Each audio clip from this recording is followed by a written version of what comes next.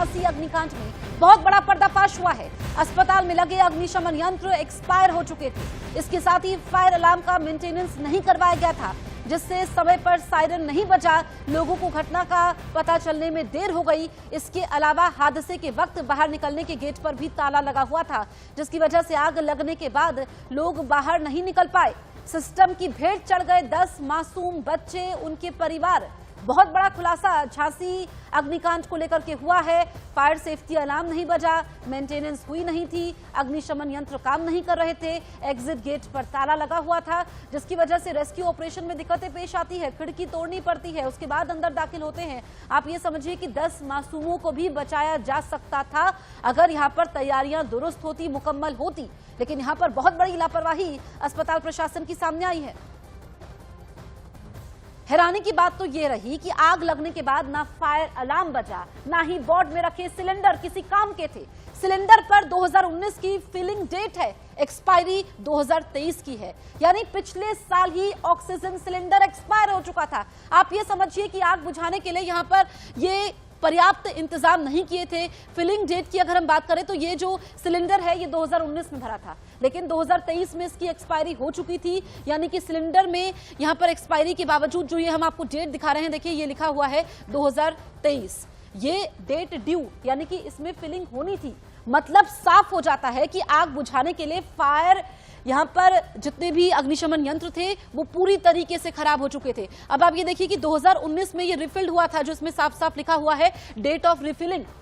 2019 में रिफिलिंग हुई थी, उसके बाद अब रिफिलिंग पिछले साल होनी थी। 2024 भी खत्म होने वाला है और यहां पर पूरी तरीके से लापरवाही है। जिम्मेदार अधिकारियों पर कार्रवाई होनी चाहिए, क्योंकि सवाल यह है कि लापरवाह सिस्टम कब तक मासूमों की जान लेता रहेगा। अस्पताल में लापरवाही की आग के बारे में अब आपको विस्तार से हम बताते हैं। लापरवाही नंबर 1, फायर अलार्म नहीं कर रहे थे काम, खराब था फायर अलार्म। लापरवाही नंबर 2 की अगर हम बात करें, अग्निशमन यंत्र एक्सपायर हो चुका था। इसके अलावा एग्जिट गेट पर भी ताला लगा हुआ था।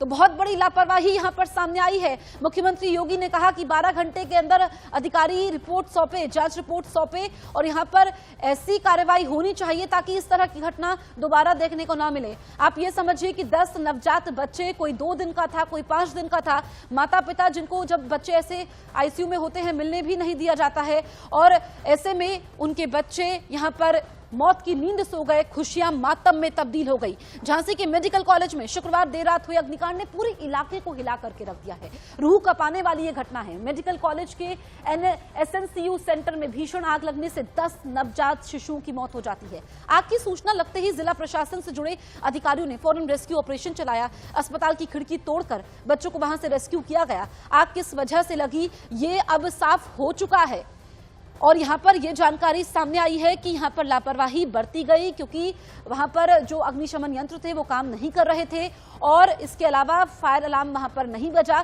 क्योंकि जो सिलेंडर है, ऑक्सीजन का सिलेंडर है, उस पर कुछ काम हो रहा था जिस वजह से आग फैलती है। ये अब जानकारी निकल करके सामने आ रही है। मुख्यमंत्री योगी ने भी मुआवजे का ऐलान किया है, लेकिन यहां पर जो जिम्मेदार लोग हैं उन पर कार्रवाई होनी चाहिए।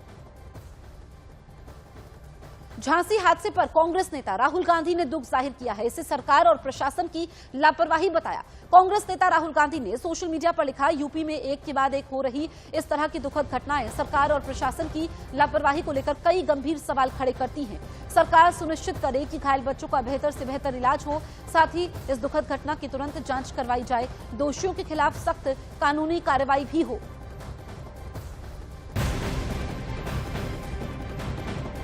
सीएम योगी ने दुख जाहिर करते हुए कहा, घटना पर सरकार की पूरी नजर है। तो यहां पर मुख्यमंत्री योगी ने कहा है कि सरकार की नजर है, झांसी की घटना पर सरकार की नजर है, क्योंकि यहां पर अधिकारियों को निर्देश भी दिए गए थे। और आप ये समझिए कि कई बच्चे ऐसे हैं जो इस वक्त जिंदगी और मौत की जंग लड़ रहे हैं और उनका इलाज चल रहा है। ऐसे में मुख्यमंत्री योगी ने आदेश दिया था कि जो नवजात हैं, जो अभी इस वक्त गंभीर स्थिति में हैं, उनको सही तरीके से इलाज मिल पाए। उन बच्चों को उपचार की व्यवस्था की जा सके,